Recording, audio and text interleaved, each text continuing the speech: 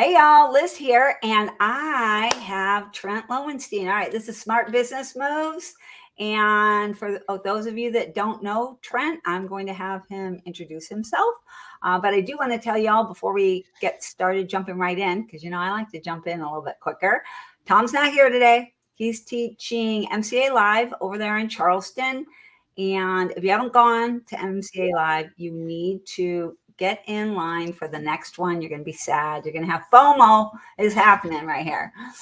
All right. But we are going to be talking. Did y'all see this title? Unlocking Your Mind in the Matrix. Anybody else go, what are they talking about today? So I'm going to let Trent tell you a little bit about who he is and what we're going to be talking about today. I'm excited. Unlocking your mind in the matrix is a very unique way to look at your business. That's in general what it is. And it kind of reminds me of that elephant in your background. It's like, oh, you're like, it's the third eye.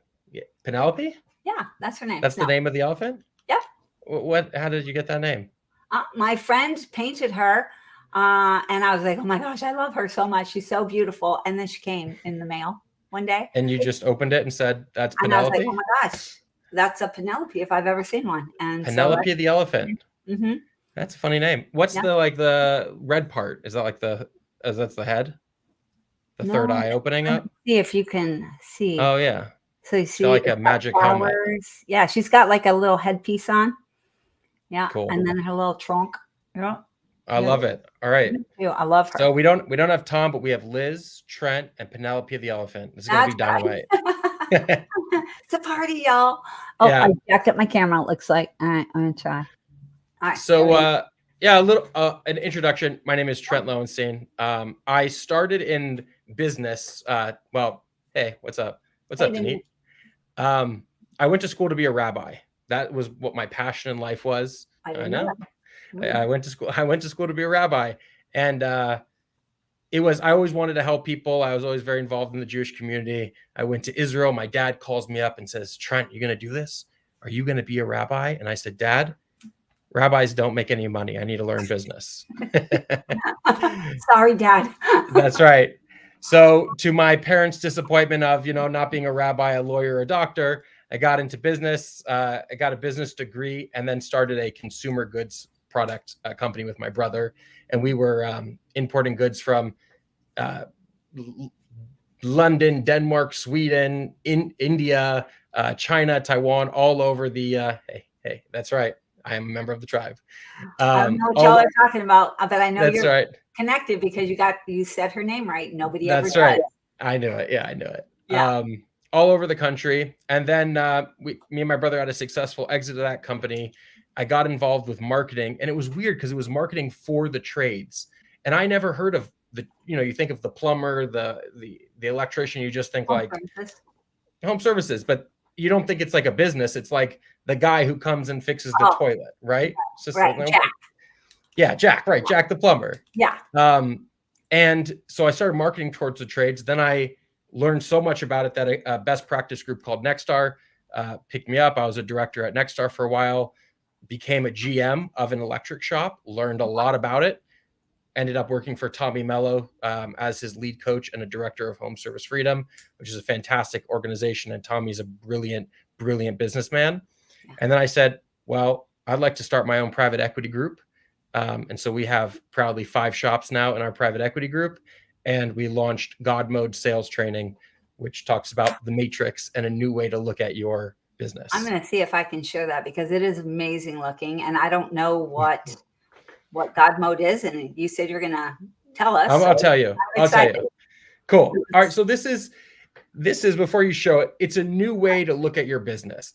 Most business owners feel like their business is the universe. It's infinitely expanding. It's chaotic. They kind of have an idea of what it is, but there are so many components to the business. Okay. And you have experts on that talk about one factor of this game, like sales training or marketing or how to read a P&L. And those are all good things. But if you can't plug that into the framework, it's meaningless. So it's kind of like if you were doing sales training all the time, but you weren't job costing appropriately, the sales training doesn't mean anything. Yeah. right? Because you're not making any money per job. So it's might as well not do the sales training. Right. Don't do it. Yeah. Right. So instead of looking at your business like this chaotic ball in the sky, the purpose of this is to say, I want to look at your business like a game and play your business like it's a video game.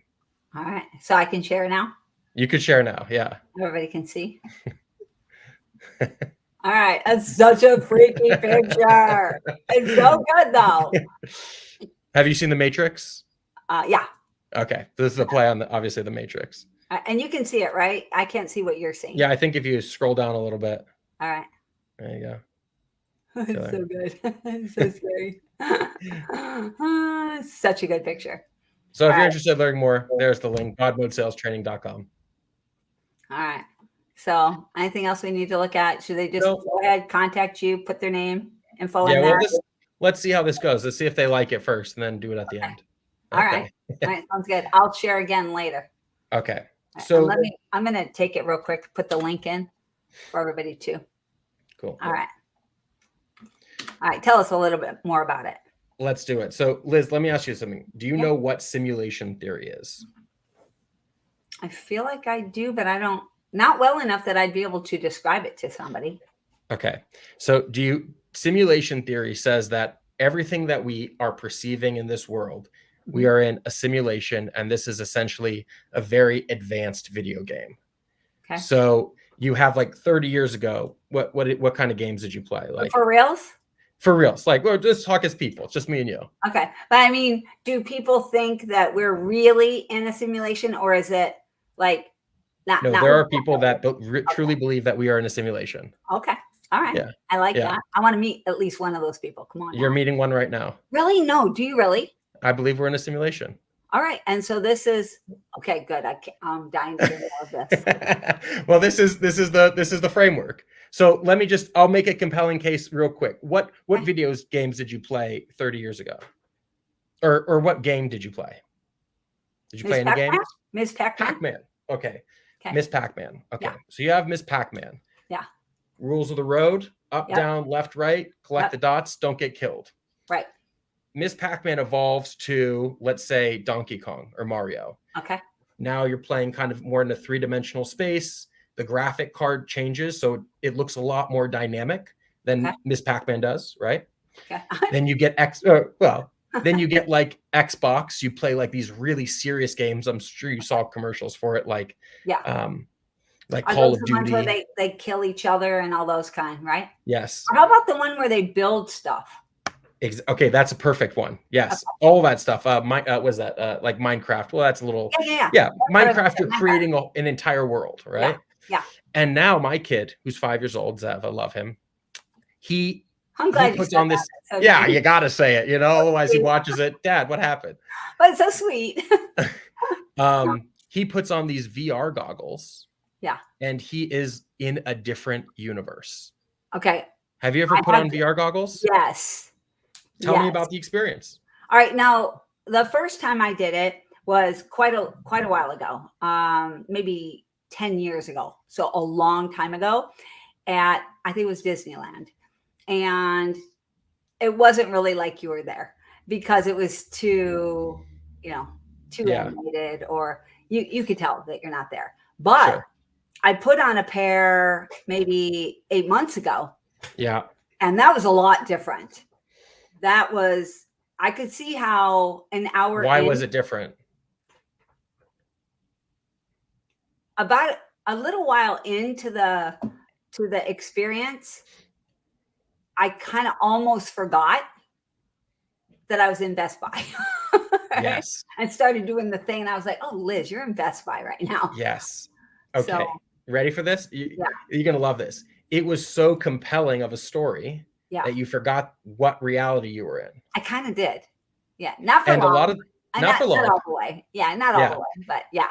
And in some cases, like when I put it on, it puts you like in this virtual room, and it's almost like you see a bench, and you might even put your hand on the bench, and then pretend there's no bench there. This is something that you're observing with your eyes that is not actually real. Yeah. So now this happened in a span of, let's say, 30 years. You went from playing board games to Pac-Man to living in virtual reality, essentially. Okay. Okay. Another Not 300 living years, in. not living it for an hour, Oh yeah. Yeah. living it. Okay. I'll Now, give it yeah. So now you go another 300 years and you're wearing, Disney now has like full body suits where like if somebody touches you in the game, your arm tingles, that. Oh really? right? They Oh, wow. have tracks where you walk in Okay. VR so that you can actually walk. Oh wow. Okay. And if you continue this logical trend, you realize that technology is advancing at such a rapid pace Mm-hmm. that what if everything was just you go to work in the simulation instead, Yeah. like teledoc, but in VR. Right. Okay. Okay, so that's the frame. So that's the framework of this. Okay. And so when you look at your business, Mhm. so when you look at your business, you think like this. If you had a TV, if I had a TV right there, that's the TV. Oh, that's the TV. Yeah, your lock. Yeah, the lock. That's the TV. Okay. I'm going to press play, press pause, fast forward, rewind, change the show. Yeah. That time that passes on that TV Yeah. has literally nothing to do with my reality. Correct.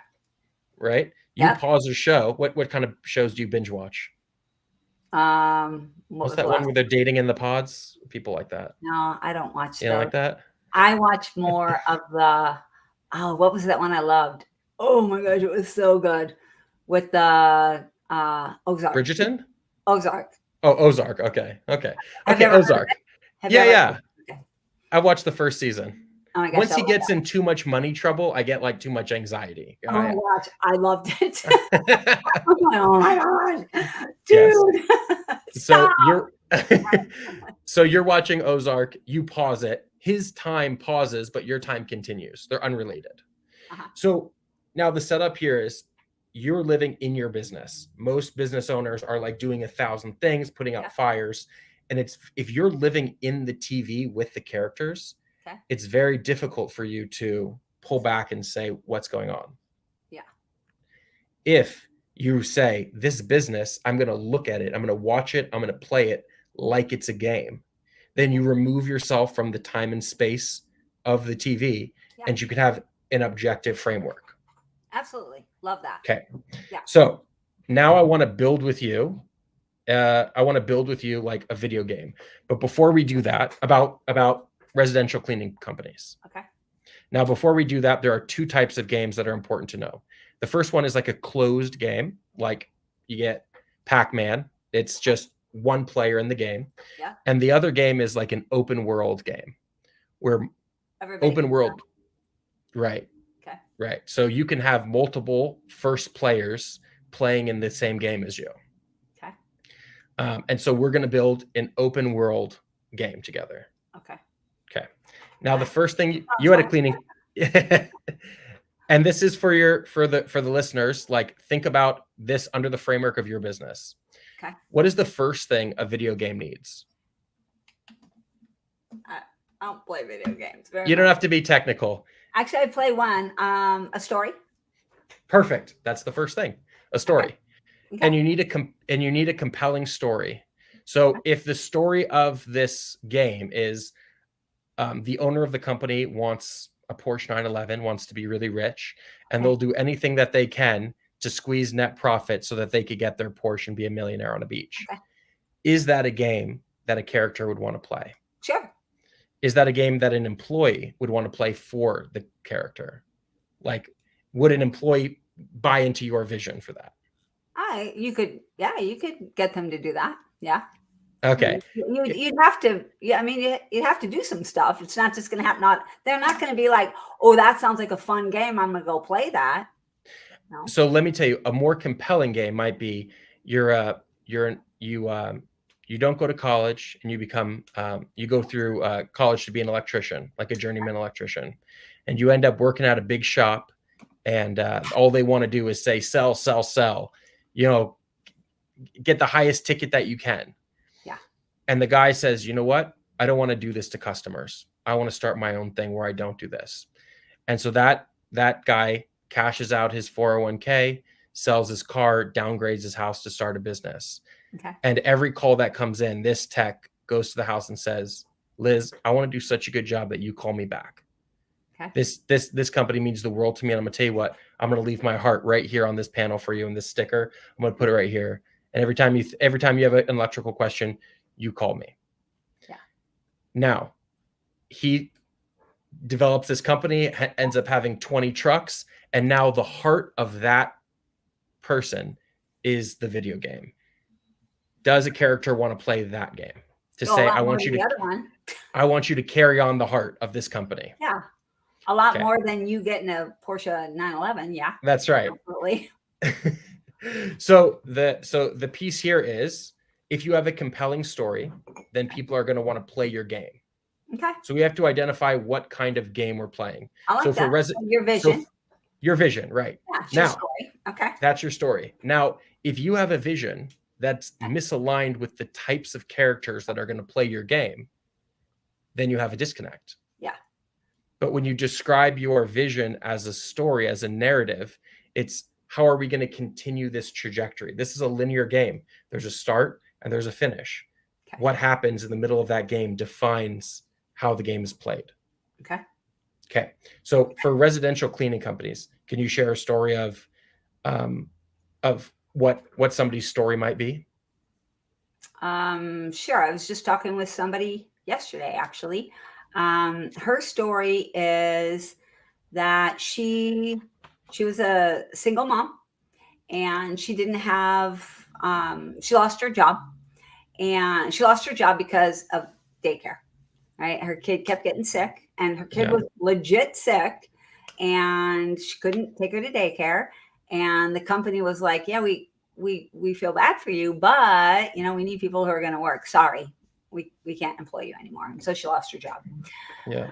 And so she started cleaning for a few friends and started building her company. And now what she wants to do in her company is she wants people that want to have a family-friendly life work for her, so that the company supports people in their lives, not just their work. So it's kind of it's like a little bit of a twist on creating work-life balance for people. Who doesn't want to be a part of that story? Yeah, it's a good story. Right? Yeah. It's not only compelling to the customer, if you were to tell me as a customer that, but it's also compelling to the employee who's saying, this is the reason, this is the why behind this. And of course, she tells it way better than I tell it, right? Sure. Well, you told a killer. Yeah, you're totally a sniper. You're dialed in. How good it is when she does it, right? Yeah, for sure. Yeah, it's really good. Okay, so good. All right, we have a story. That's very important. And now we have, what's the next piece that you need? Rewards? For sure you need rewards. Let's hold on to rewards. Let's say before then you need. I don't play a lot of games, remember? That's okay. No, that's okay. I play one game. I'm trying to think, what do I need when I play this game? It has to be fun. What is the one game you play? It's called Match Factory. Okay. What do you do? It's a stupid game. Okay. No, you match things. You do this. I'll show you. Okay. All right. I'm pulling it up. You have to. Got it. Like that game, Candy Crush. You have to go match things really fast. Okay, that's fun. Really fast. So now you have this story, and you want to put the story in a framework. So what the next piece is, the framework is called game mechanics. So the way that game mechanics works is like, these are the rules and operations of the game that help the characters survive. So for example, you got to have that. You can't go off world. You can't, and you have to know how do I win? I have to know how I win. Yes. Yeah. So in these game mechanics, it teaches you what are important pieces of your businesses that are quantifiable. Okay. So a quantifiable thing could be when somebody calls in, what is the booking rate? Okay. What is the booking rate of how many people call in versus how many calls are booked? Okay. For your sales team, you might say, what's the average conversion rate? Out of 100 calls, how many times does that end up being a booking? or being an appointment. So kind of And like you might KPIs? kind of like KPIs, yes. Okay. And another one might be an average ticket. Like on average, how much does this customer spend, or this type of customer, or Yeah. customers from this lead source spend? Which customer type spends the most money? That kind of thing. Correct. Okay. Yes. Now, all of those game mechanics end up on your P&L. Okay. So those are on your P&L. You have chart of accounts. You have all those line items that tell you what the thing is and how much you spend on it, right? Yeah. So when you think about how you're playing the game, all of that has a positive correlation to this chart of accounts that's sitting right here. Yeah. So you can say, well, I spent $10,000 of new money in training, but that generated me $100,000 of net new revenue. So was that a worth it endeavor? Yeah. And you would say, I mean, I would, yes or no? I would play that game. Yeah. For sure. Yeah. Okay. So in the game mechanics, this allows you to take independent variables like sales training, like you had a guy on before, DJ, who was talking about telling a good story. Yeah. In marketing, right? Yeah. Allows you to take people like that and say, if I want to run this simulation with this new variable and see what happens in my chart of accounts. Okay. Does that make sense? Yeah. I'm going to test it, kind of like test environment type thing. Exactly. Okay. A/B testing. Yeah. So that's the game mechanics, how the whole game works. All right. Now, before you have rewards, you need probably the most important piece of this game, which is characters. Okay. You need players to play the game. Okay. And to just briefly chat about characters. Are you interested in this, by the way? Yeah. Okay. I like it. And I know we're taking even in my dumb game that I play, I'm on a team, right? I'm on a team, and like we talk to each other all the time, and like when Friday comes, we have a big thing. So yeah, like are all characters equal in your game? We're all at different levels. Okay, but we can all kind of help each other, and you know. Perfect. And we're all trying to work toward, some goals are individual goals, but some are team goals. Yes. Okay. Yeah. So for our businesses, I don't write job descriptions. Okay. I write character narratives. Okay. Okay. I get it. Yeah, I get it.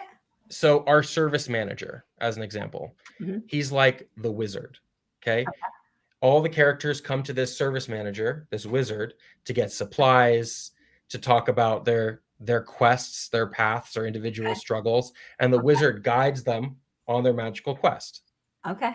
Now, when you look at that and you think, okay, well, what is important? What's an important characteristic for the wizard to have? Well, he has to be wise. He has to be wise. He's a wizard. Yeah. He has to have resources. He has to know spells. Yeah. He has to listen. He has to be empathetic. Yeah. He has to be able to communicate the vision so that the person could go on the right quest. We have to trust him. Yeah.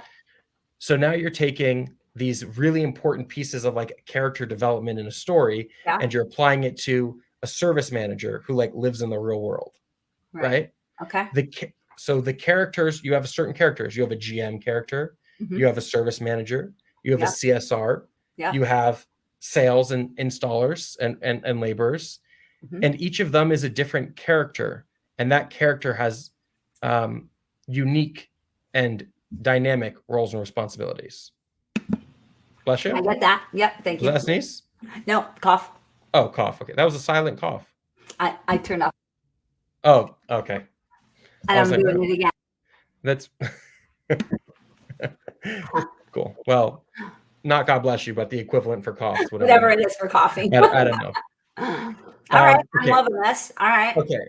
So now we have characters. Now, why is this important? How do you explain this to technicians? One of the most important things is over here is the real world. That TV is the real world. Okay. And I'm in the simulation. Okay. You lost me there. That was okay. That was TV always. How did the real world? Let's switch it. Sorry. Right. Let's switch it. Right here, Trent Lowenstein is in the real world. Okay. And Trent Lowenstein, my wife is mad because I didn't do the dishes. My kids got a bad grade in school. My tire. No, I'm just making things up. Okay. He's amazing. He's brilliant. He's amazing. The car's got a flat tire, Yeah. whatever it is. These are The all dog things just in the real world. vomited in the living room. Yeah, I got you. Exactly. Yeah. Right. Now, all those things have absolutely nothing to do with the character in this simulation. Right. So if I was trying to play a sales character, Okay. I would adjust for empathy, communication, Yeah. knowledge, skills, like technical skills. Yep. But if I go in there as myself and I'm thinking the whole time as I'm trying to talk to a customer about the dog that ate my homework and the car and this and that, that's not the character that needs to show up in this simulation to win. Different character. Yeah. It's a different character. Yeah. And that way, when you're talking to an employee, you're not saying, Trent, you are late. You're this way. You're not organized, A, B, and C. You're saying the character that you're playing in this game needs to adjust for organization. Do you think that's important to this storyline? I love this. You know what else I really love about, I just made a really great connection too. Tell me. Is, people don't like it when you say, hey, I need you to do blah, blah, blah. Right. No, And they're like, I'm not going to change who I am. Right. totally. You don't have to change who you are. You just need to play this role over here. Yes. Right? This is the character. This is, dang, I like this. Thank you. Yeah. So the famous Shakespeare speech from, I think it's As You Like It, he says, all the world's a stage and all the men and women are merely players. They have their exits and their entrances. Mm-hmm. Entrances and exits.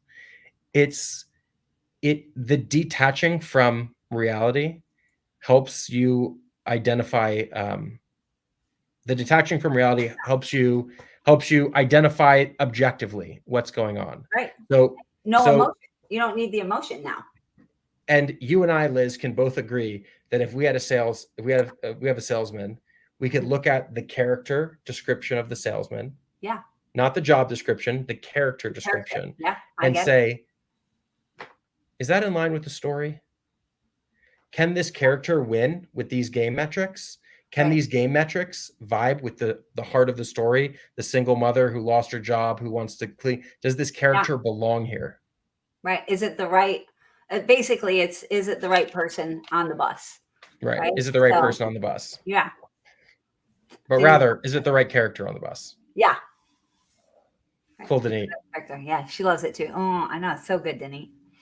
All right. Good. Yeah. Okay. I love this.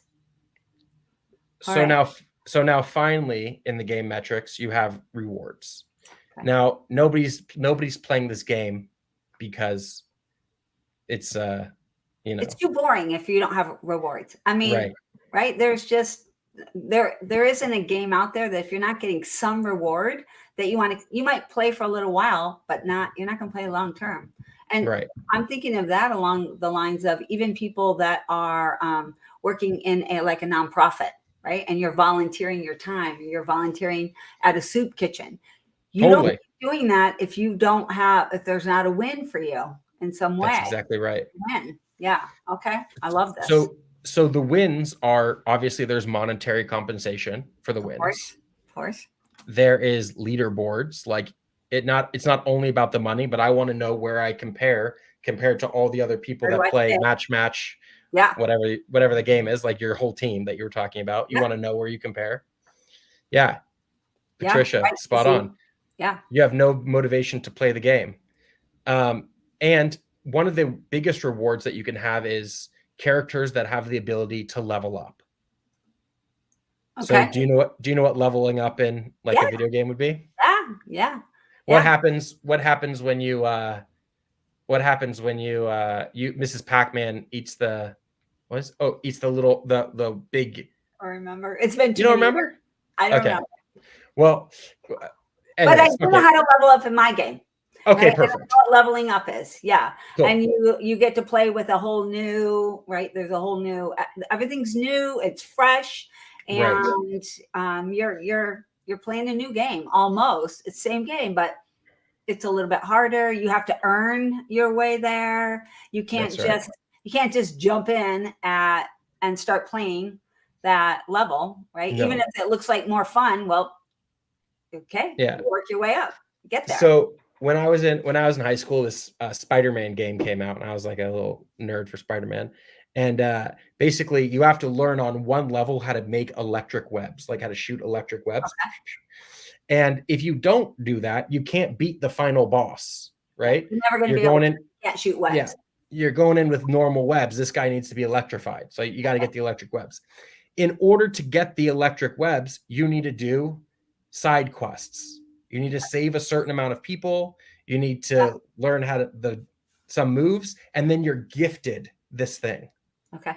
Right. So if you have a character that comes into your shop and says, I'm the basic, I'm the entry level character, I want to progress. And this character says, I'm going to seek out quests for personal development. I'm going to seek out quests for professional development. I need tools. What kind of tools? I want technical tools. I want knowledge tools. I want technological tools to help track me. At a certain level, that person goes, I'm a new character. So I'll give you a perfect example. Okay. A character walks into a house and he says, hey, Liz, I want to fix or let's use residential cleaning. Sorry. Your character comes to your house, says, how much is it cleaning? $300, $500? Sure. $300. Okay. $300. I'm going to do it. Yes or no? Well, that's a binary choice between me, the character, and you, the customer. Yeah. But if I say, hey, Liz, we have a couple different cleaning options. We have a cleaning option for $250, and that's going to take care of today's cleaning. We have one for $350, and we have one for $550. Now, the $550 is you get A, B, and C more. Now, by me giving you multiple options, I'm compelling you into a maybe $350 one, the middle one. So having multiple options, there's a positive correlation between multiple options and customers choosing the middle option or the higher options than basic. Yeah. Right. If I come to your house and I say, I'm going to fix this with a little spit and duct tape, you go like, all right, maybe, but then I get a low ticket, right? The amount isn't a lot. You're getting the maybe 200. Right. So this is a tool for a technician or for an employee to adapt. That's going to help them win this game. And they're going to be better. And they're going to be better for it. Okay. Yeah. Okay. So now if we take this in the residential space, okay, now God mode. What is God mode? Yeah. Right? Yeah. What is that was the original question. Yeah. God mode is the ability to play the game without the game metric, without the rules of the game affecting you. Okay. You are invincible. You are leveled up. There's no boundaries. You can play the entire game without anything affecting you because you have God mode power. You have God's power. That doesn't sound fun now. It's not fun. Is it fun? It's not fun. Okay. It's not fun, but it allows you to see the game. Okay. So when you are in your business, it's very difficult to zoom out and see the elements that comprise this game that we just discussed. I got you. You might know it in a way like, I guess I need vision and I need marketing and this should cost this much money. Yeah. But if you zoom out to say, do I have a compelling story? Are the characters that are in my story matching the vision that I have? Do the game metrics, is this a winnable, scalable game that the characters want to play? And are there rewards and recognition that allow the character to feel a sense of accomplishment to continue? Because obviously retention is an important factor. Yeah. So God mode is the ability to look at your business objectively. And see the whole big picture all at one time. Outside of space and time. Because there's no repercussions. There's nobody can beat you. So it's easy to look at it because there's no fear there. There's no, but I have to do this thing. There's no scrambling. That's right. All right. So it is as if you're watching Ozark and now you can see the script. You could see the cameraman. You could see the angles. You could see the actors. And you are saying, I don't know if the storyline should go here anymore. Yeah. I think that this character needs to branch off into this or do this. And now you are the arbiter of the story. You're the architect. And that's a powerful place to be. Now, you look at your business outside of space and time as the arbiter. those things in your business show up somewhere, and they show up in your chart of accounts, in the Okay. P&L. Okay. So now we're going to run a simulation. We're going to say that the one residential cleaning company does a lot of business. They do $1.5 million in business, Okay. and they have no net profit. They're living paycheck to paycheck, and they Okay. don't understand where their money is going. Okay. How are you going to look at that game and say, let's identify independent factors, independent variables that'll help you win this? What would you say? What's the first thing that you would look at? Direct labor. Okay. Let's look at how much money is going out for your labor. Okay. So now direct labor is what's an appropriate direct labor for residential retail? Maybe 40%. Okay, 40%. So theirs is right around 42 to 45%, not much over the benchmark. Okay. Now, and the material cost is minimal. Okay. So now where does your eye go? I guess I'm going to go down to indirect labor after that. Who's supporting the labor? Yeah. So if you said, I want to run a simulation where I'm going to increase the price by 10%. Mm-hmm. And I want to see if that has a positive correlation to a greater net profit on the bottom line, or if we're seeing more customers say, no, I can't afford the 10%. I want to run this simulation for a month. Okay. So you boost up your price, you plug that into the matrix of the simulation, you step back, you press play. Okay. And you watch the game play out, right? Yeah. And you say, wow, the market accepted a 10% increase in services. They see the value there. And as a result of that, our labor rate is lower, our supporting labor rate is lower, and our net profit is higher. Win-win. Yeah. Or you run the simulation and you say, they're not going to take it. Yeah. So then you look at your labor rate. Maybe you need to move it down 2%, or maybe the overhead for the building, you have really high car payments, or you have a trailing debt. Indirect. There's lots of different things it could be if you can't raise your prices. And so having a chart of accounts that has every single independent factor is extremely important for you to understand how to win this game. And so let's just look at one example of those. Okay. In the marketing category, you got a couple different marketing line items. Under marketing, you have traditional marketing. So what's traditional marketing? Like AdWords, that kind of stuff. Traditional marketing, more like billboards, flyers, magazines, all of the old school stuff. All the old school stuff. Yeah. Radio. So now, that's right. Radio. Yeah. So you're at NASCAR now, and you ever see Ricky Bobby? No. Talladega. You ever saw Ricky Bobby? Did I? Liz Trotter. Ricky Bobby. Oh man. All right. Right after this. Okay. Right after this, I'm going to send you a link to Ricky Bobby. Okay. The Talladega Nights, like a famous movie. I'm right. Oh, it's a movie. I didn't even know. I thought it was a person. Okay. Well, it is a person in a movie, but okay. All right, so I'm writing it down. Ricky Bobby. Okay. So basically, Ricky Bobby has a NASCAR car that has Wonder Bread on it. Okay. Okay. And so that's the logo. And so he's driving around the track. So when you watch that, you're not thinking to yourself, wow, I just saw Wonder Bread. I really need a piece of Wonder Bread. Right? Right. It's not immediate. No. But when you're at the grocery store and you see Wonder Bread, you're influenced. And so traditional marketing might not have an immediate impact, but it has a good conversion rate once they call you, because they've seen it in so many different places. They already like you. They already know you because they know you. Yeah. Ricky Bobby. Yeah. Okay. That's Ricky Bobby. All right. Ricky Bobby. All right. Once you watch it and you watch this podcast again, you're going to be like, oh my gosh, I totally get it. All right. Yeah. So then you go to the next item, which is, let's say, digital marketing. So digital marketing is like Google, right? Okay. AdWords, LSA, etc. Okay. It feels like that's traditional marketing now. Yeah. Yes. That's all we do. Yeah. All right. So under those circumstances, the customer is highly convertible, right? Within the trades, within 24 to 48 hours, this customer has made. I have a flooded toilet. If I type in plumber near me, this person is solving this issue for me today. Yeah. So and I don't know the metrics for residential cleaning, but I imagine if somebody's like residential cleaner near me or cleaning service near me, they click the button.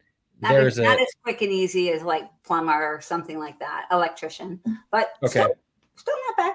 Yeah. So this group of people, I don't know what the time frame is. It might be interesting to find that out. Those people are highly convertible. Those people have searched you, have found you on Google, clicked you. You in general pay a higher cost per lead than what would be traditional marketing. And those people want to convert there. Yeah. So now if I'm the character in the story, right now I'll go back to the character in the story, and I know that this customer came from this lead source, which is a highly convertible lead source, my character is going to approach this situation differently. Yeah. If I know it came from traditional, you've seen us on the radio and billboards and TV. We're a family shop. We've been in business for 10 years. We're right down the street, right? Yeah. You're playing that game. Community. That's important because you're reinforcing the customer's code. Right. Who they think they know. Who they think they know and what is valuable to that customer. Right. Okay, cool.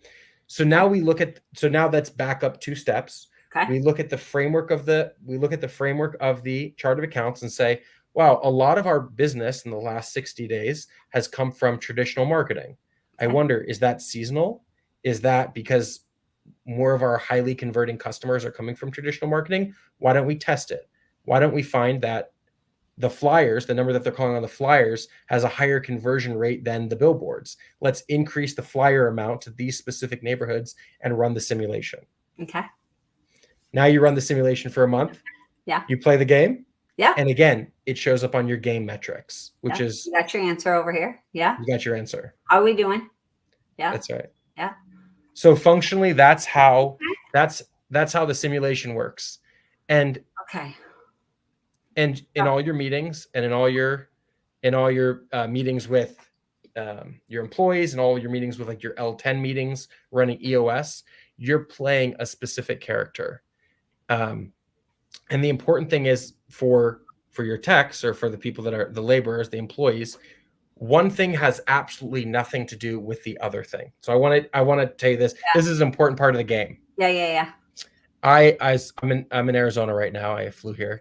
And I flew to Chicago first. In Chicago, I was lucky enough to get a first class upgrade. So I was sitting in first class. When you sit in first class, you get your own little bathroom there. 8 people, you get the bathroom right in the front. It feels really good. Yeah. And so you get up, you go to the bathroom, you come back to your seats, your own private little apartment. Yeah. So then I flew from Chicago to Arizona. Okay. I didn't get the upgrade. But sorry. It's okay. But I had to go to the bathroom. So I got up, started walking to the front of the plane. The stewardess says, flight attendant says, hey, this bathroom is for first class passengers only. And I say to her, well, I was on first class last flight. So I got it. I feel like that's enough. Yeah. Yeah, it's it. And her position is, well, that flight has nothing to do with this flight. Right. So when you're the tech, when you're the character that's going from job to job, you might have an experience where your character feels really flustered over the way that this customer treated you or the work or the service or whatever it is. Yeah. And they take that attitude with them to the next game. And the games are completely unrelated. Yeah. So if you realize that your character can be introspective, your character could leave a job and say, I'm in a bad mood. Why am I in a bad mood? Mm-hmm. Did I not eat? Did I not get a good night's sleep? Why am I not able to manage myself a little bit better right now? Right. Why can't I manage myself? Did this person hurt my ego? Did they make me feel a certain way? Yeah. And then you start to realize if somebody was rude to you, they were rude to your character. It has nothing to do with you over there in the real world. This is a character that you're playing. Okay. And so you can just... They were rude to the housekeeper. They weren't rude to Liz Trotter. Correct. They were rude to the housekeeper. It has everything to do with them and nothing to do with me. Or you could look at your character like in the mirror and say, well, what if it did have something to do with my character? What could it be? You could say, well, you were leaning on the walls or you bumped into this, you broke the vase or whatever it is. And you go like, you're right. I should, like this character that I'm playing shouldn't have done that. Yeah. Could have done So better. could have done better. Could have And done I could better. do better next time. And I could do better next time. And so when you look at it like almost disassociatively from one game to the next game, you start to become confident in your character because your character's leveling up. And if the story is compelling and if the game metrics are winnable, and if you have characters that want to participate in this game, have character, characters that have character, and you have a reward system that rewards behavior and levels up characters, why would people leave? They get bored. Well, then something's wrong with the story. Or a new game comes along, right? Yep. A new, more exciting game. So if a new game comes... Were you being facetious? Or did you really want an answer? No, well... I'm sorry, I just realized. Okay, that's okay.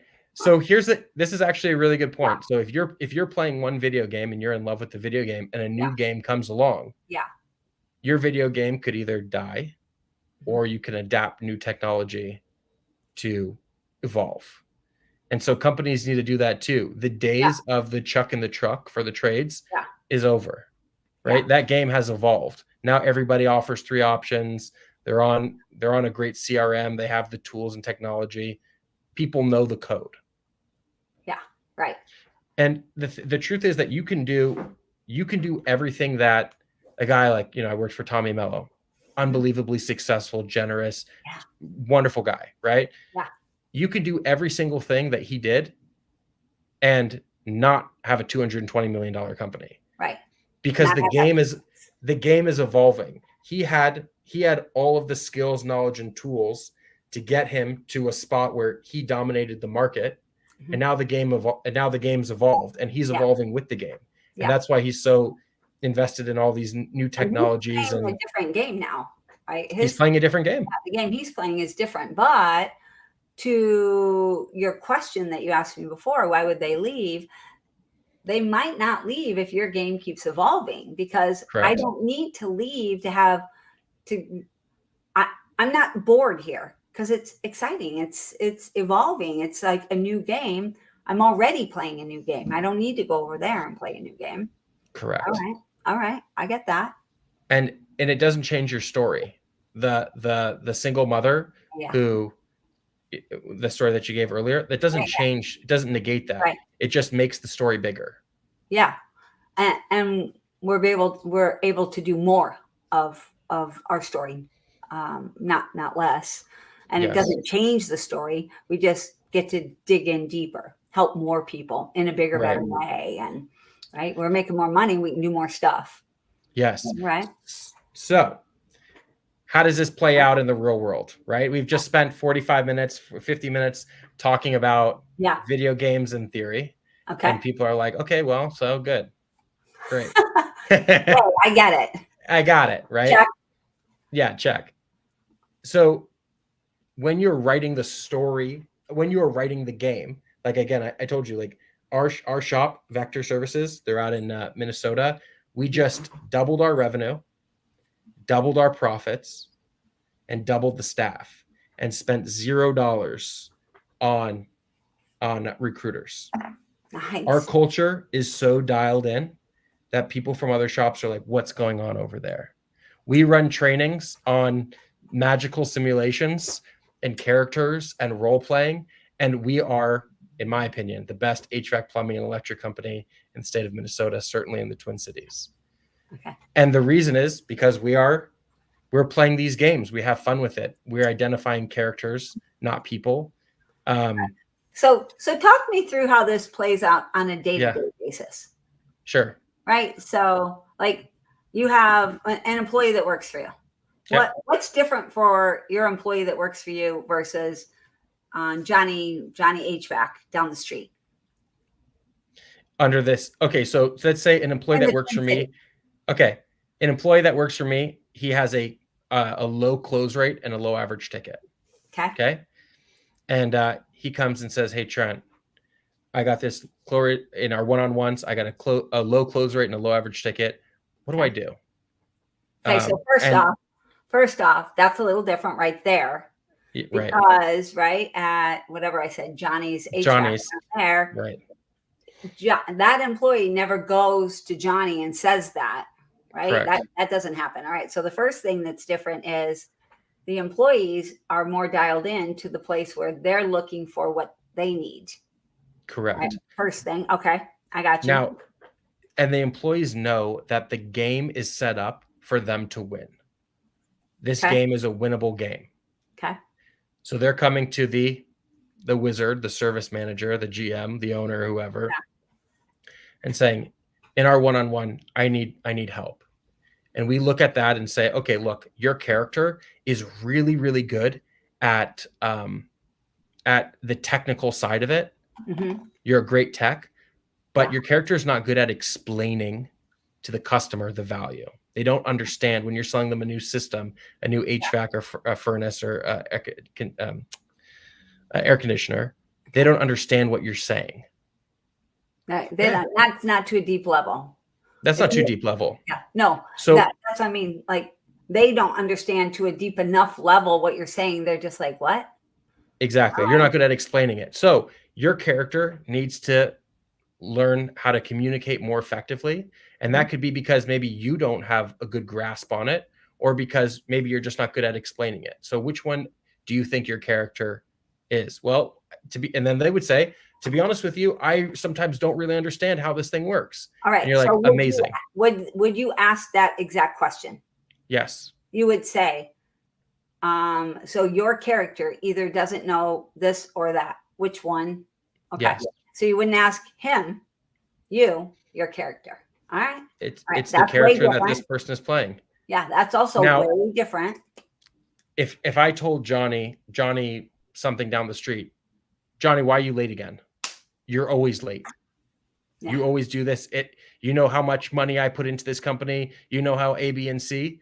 Then Johnny's like, hey, I got 4 kids. My car broke down, this and that. Yeah. But if you're saying like, hey, Johnny, it's really important that the character that you're playing at this company shows up on time and is reliable for the rest of the characters that are depending on you.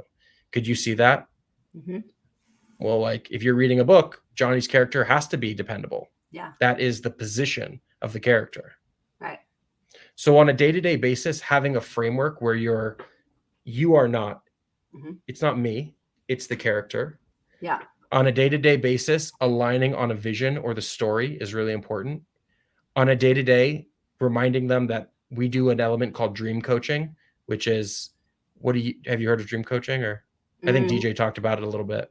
I don't know if he did. We have like a dream manager type program. I'm guessing it's some similar-ish. Something. So if you know that it's important for one of your character employees to buy a house, for example, then you say, okay, look, you are this far away from achieving this revenue amount, which will help you put the down payment, right? Yeah. So all of that framework helps to build the story of your company versus Johnny's place down the street where it's you as an individual. This company is first, go out there and get some sales for us and don't come back. Yeah. I need a Porsche 911. Get out there and do your work, right? The first part of the story. Right. All right. So in your company, then you have a much different lexicon, right? So the words you use in your business are much different than the words they use down at Johnny's or Stan's or A1 or anybody else. For sure. And even if they go to these other companies, so that's a really great first step, because one of the things that a lot of people don't understand is that the words that you use have a lot of power, and they do have different meanings. And what you're talking about, especially with this, I love this piece of character because it has, lots of different meanings, right? Yeah. But all of the meanings are good, and it gives me an opportunity to look at my own character and to look at who I am, what my character is, right? Right. Without having to be hurt by what I see. I'm able to look at it, right? I love that piece of it, especially because nowadays, I'm going to say in the last 5 years, people really, really struggle to be introspective and to look at who they are in any real honest way. they have a hard time looking at it honestly because it's too Right. painful. Right? It's painful for people. All right. So I get this. I like this a lot. So you were saying how you doubled your business. You doubled your revenue. You doubled all the different things.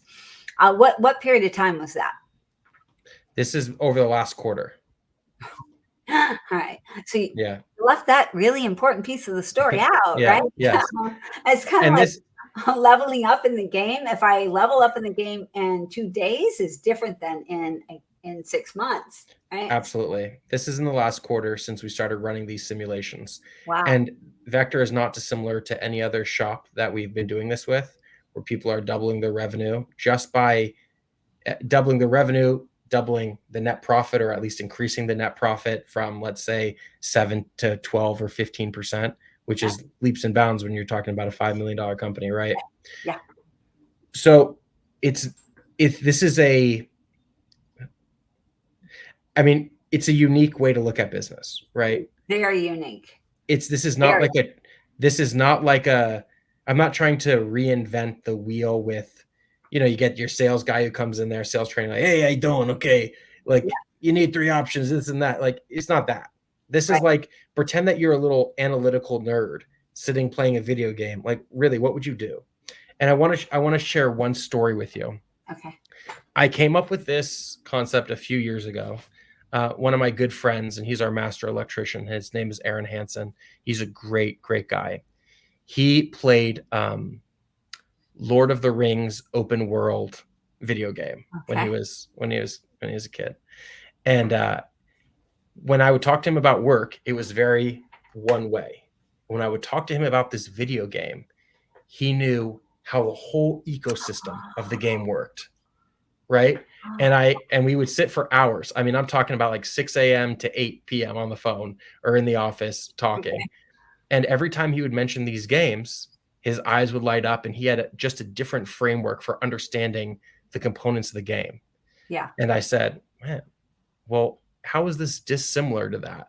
If you're just one character in this open world game, can you understand the game like you understand this business? And from there, we started building together. And that's kind of the framework for this. It's how can I look at my business differently? Sometimes it takes an outside person to come in here and write a narrative of about your story. Yeah. Be able to see it because we really are in our businesses.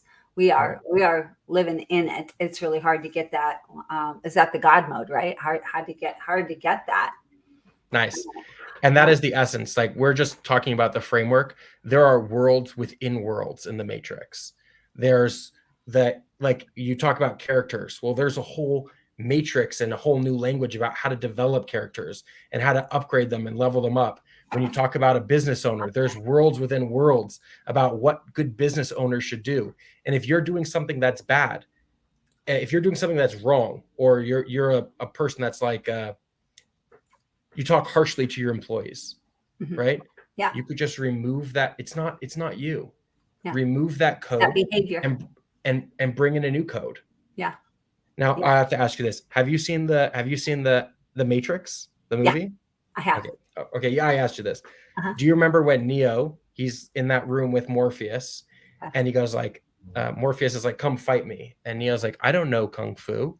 And Morpheus is like, "Yes, you do." And they upload him. They just upload the code. And all of a sudden he's chopping away. Yeah. We all could do that today. Okay. Today you could change the code to wake up and be happy. Okay. And to change your habits. All right. So, we are at top of the hour here, Trent, and we have got to hang up here. But I hope that everybody stayed along this whole time and got from start to finish, because it took me a while to actually connect all of the different pieces. But I love what you're doing here. I'm not a, like I said, I'm not a video game person, right? I'm like, oh my gosh, I'm not going to know what he's talking about. Even I get it, right? Yeah. Even I get it. I see how this changes changes the game, right? Yeah, but really, it does. It's a different experience, and I also understand how. So in the very beginning, and I know I do have to go. Tom hates it when I go over too. In the very beginning, you said that you believe that we're living in this alternate reality, right? And I was like, but for reals? And you're like, no, really. And now I get it. I see what you mean. How that's actually what you're doing. It's not just this like fun idea that you can kind of equate and look how this could be like this, not that. We're doing it. This is what we're living. This is what exists in your business. I think this is really cool. I can't wait to look more into what you're doing. Oh, let me share just real quick again, one more time. Let everybody see God mode. I just want to show that one more time. If people were sticking along here, and what was it? Godmodesalestraining.com, right? Godmodesalestraining.com. Yeah, I wanted to just pop. Oh, I can't. It won't let me share. Won't let me share right now. Why? Why isn't it letting me share? Oh yeah, well, that's okay. I'm just going to hit it one last time so people can see, because we do have a lot of people that come and watch again. And I do want them to see, because I do think this is very cool. Cool. And if you like it, and if you liked DJ, who was on before me, who's an absolute sniper, we're doing big things together. So, all right, I can't wait to see y'all. Get down here. If you think this stuff sounds cool, and you're like, yeah, but what about me? How do I do it? How can I? How? What is it? Maybe stick your name in it.